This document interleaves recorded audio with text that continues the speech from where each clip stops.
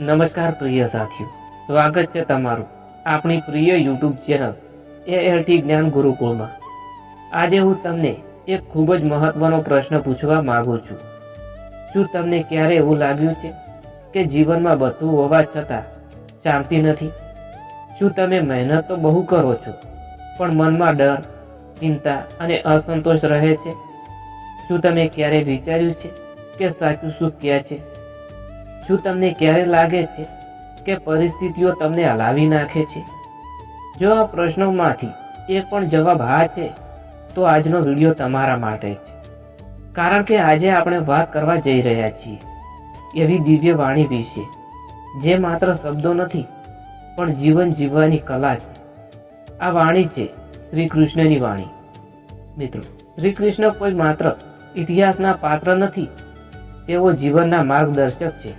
જ્યારે અર્જુન યુદ્ધના મેદાનમાં ગભરાઈ ગયો, હાથમાંથી ધનુષ નીચે પડી ગયું, મન ભય અને મૂંઝવણથી ભરાઈ ગયું, ત્યારે શ્રી કૃષ્ણએ જે ઉપદેશ આપ્યો તે આજે પણ આપણા દરેક પ્રશ્નોના જવાબ છે. આજે આપણે શ્રી કૃષ્ણની એવી વાણી સમજશું જે તમે તરત જ જીવનમાં ઉતારી શકો, સરળ ગુજરાતી ભાષામાં, દિલથી દિલ સુધી પહોંચે એવી રીતે. ચાલો શરૂ કરીએ. સૌ પ્રથમ અને સૌથી મહત્વની વાણી કર્મ વિશે. શ્રી કૃષ્ણ કહે છે, તારું અધિકાર માત્ર કર્મ કરવા પર છે, ફળ પર નહીં. મિત્રો વિચારો, અમે દિવસભર શું કરીએ છીએ? કામ કરીએ છીએ, પણ મન ક્યાં હોય છે? રિઝલ્ટ શું આવે છે? લોકો શું કહેશે? મને સફળતા મળશે કે નહીં? આ ચિંતા જ આપણું મન થાકી નાખે છે. શ્રી કૃષ્ણ કહે છે, તમે માત્ર તમારું શ્રેષ્ઠ કર્મ કરો, ફળની ચિંતા છોડો. જો ખેડૂત વાવેતર કરતી વખતે રોજ બીજ ખોદીને જુએ કે અંકુર આવ્યું કે નહીં, તો શું પાક આવશે? નહીં ને?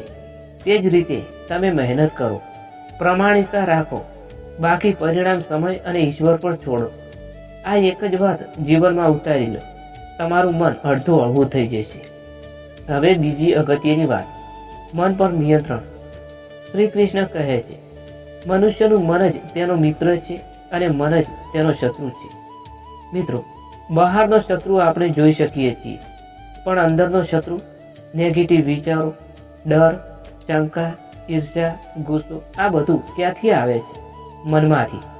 જો મન કાબૂમાં છે તો મુશ્કેલી પણ માણસ સ્થિર રહે છે, અને જો મન કાબૂમાં નથી તો સુખમાં પણ અસંતુષ્ટ રહે છે. તો મનને મિત્ર કેવી રીતે બનાવવું? દૈનિક થોડો સમય શાંતિથી બેસો, મોબાઈલથી થોડા દૂર રહો, સારા વિચારો વાંચો, ભગવાનનું નામ લો, મન ધીમે ધીમે શાંત થવા લાગશે. ત્રીજી દિવ્ય વાત, સમત્વ. શ્રી કૃષ્ણ કહે છે, સુખ અને દુઃખમાં સમ રહેવું એ જ યોગ છે.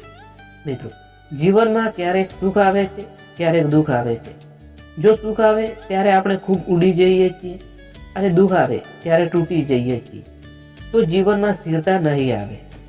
એક ઉદાહરણ લો. સમુદ્રમાં તરંગો આવે છે, પણ સમુદ્રનું ગહન પાણી શાંત રહે છે. એ જ રીતે બહાર પરિસ્થિતિ બદલાય છે, પણ અંદરનો આત્મવિશ્વાસ સ્થિર રહે. એ જ સમત્વ છે. આવી માનસિક સ્થિતિ પ્રાપ્ત થાય ત્યારે કોઈ પણ મુશ્કેલી તમને હલાવી શકતી નથી.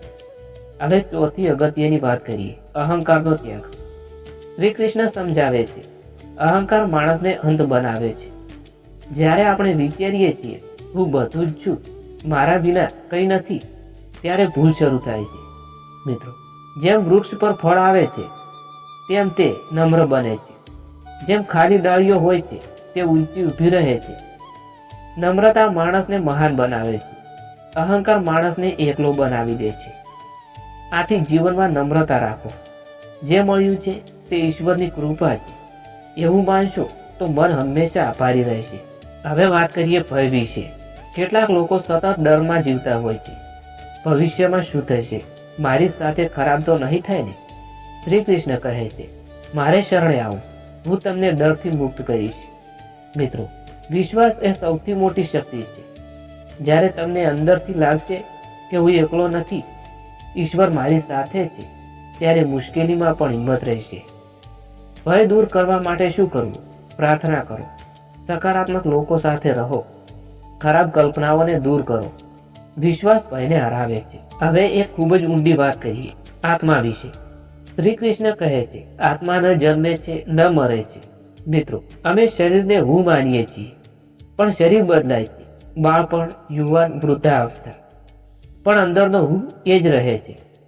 આ સમજવાથી મૃત્યુનો ડર ઘટે છે અને જીવનને સાચા અર્થમાં જીવવાની પ્રેરણા મળે છે. હવે થોડું પ્રેક્ટિકલ રીતે વિચારીએ, આ બધું જ જીવનમાં ઉતારવું કેવી રીતે? સવારમાં ઉઠીને 2 મિનિટ આ વિચાર કરો, હું આજે નિષ્ઠાપૂર્વક કામ કરીશ. કોઈ તમારી ટીકા કરે ત્યારે તરત પ્રક્રિયા ના આપો. પહેલા શાંત રહો. સુખ આવે ત્યારે આભારી રહો, દુઃખ આવે ત્યારે ધીરજ રાખો.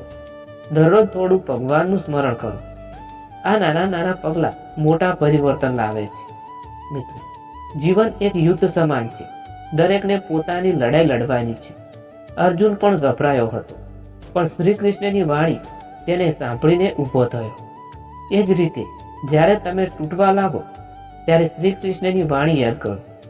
કર્મ કરો, ડરશો નહીં, સમત્વ રાખો, મન જીતી લો, અહંકાર છોડો. આ 5 વાક્યો જીવન બદલાવી શકે છે. પ્રિય સાથીઓ, જો આ વાણી તમને સ્પર્શી હોય તો તેને માત્ર સાંભળીને છોડશો નહીં.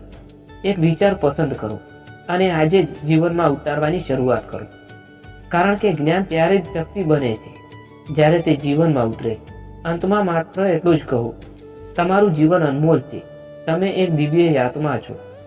હિંમત રાખો, વિશ્વાસ રાખો અને કર્મના માર્ગ પર આગળ વધો.